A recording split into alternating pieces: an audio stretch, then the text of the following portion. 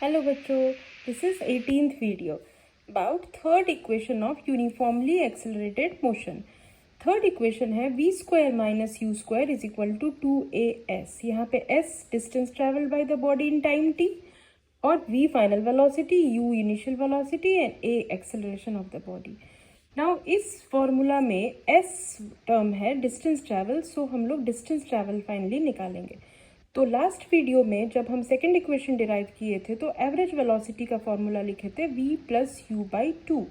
इसी से हम स्टार्ट करेंगे. एवरेज वेलोसिटी हो गया इनिशियल वेलोसिटी u और फाइनल वेलोसिटी v का average, that is v plus u by 2.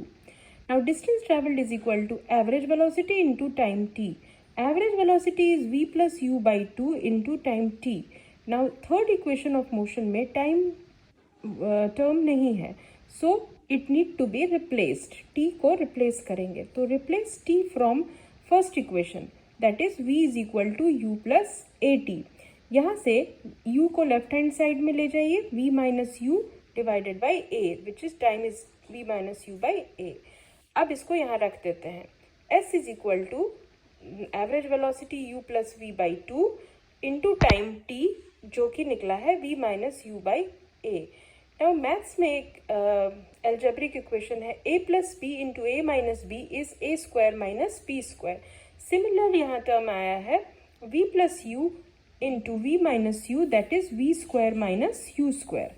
So numerator हो गया v square minus u square divided by 2 into a is 2a. So s is equal to v square minus u square by 2a. Just cross multiply, s into 2a is 2as, so v square minus u square is 2as. तो इस तरह ये derive हो गया. Now, how this formula is derived by graphical method. See here. Take this velocity time graph again, and this graph is starting from point A. This means that the body has acquired initial velocity u. ये initial velocity है. OA is equal to small u.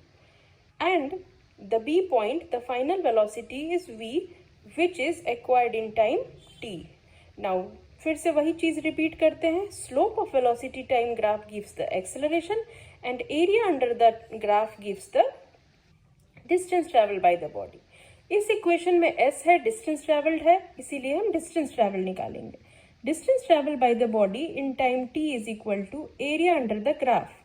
इस graph के A B line और graph के नीचे के सारा area को डिटरमाइन करेंगे, which gives the distance traveled by the body. So this area OABC. Now see how it looks. OABC is a trapezium. So we have to find out the area of trapezium. S is equal to area of trapezium. S is our distance traveled. Now maths में class 8 में पढ़ चुके हैं कि area of trapezium क्या होता है. Let us revise. Area of trapezium होता है half into sum of parallel sides into height. अब सम ऑफ पैरेलल साइड्स क्या है? इस ट्रेपीजियम में ये side OA and opposite side BC एक दूसरे से पैरेलल है. सी, ये दोनों आपस में पैरेलल नहीं है, ये OA और BC आपस में पैरेलल है, तो इन दोनों का सम लेंगे, OA plus BC into height. Height is the length between these two parallel side. इस parallel side के बीच की height क्या है? तो AD is the height which is time period. तो OA plus BC हो गया. OA is initial velocity and BC is final velocity. So U plus V into time t.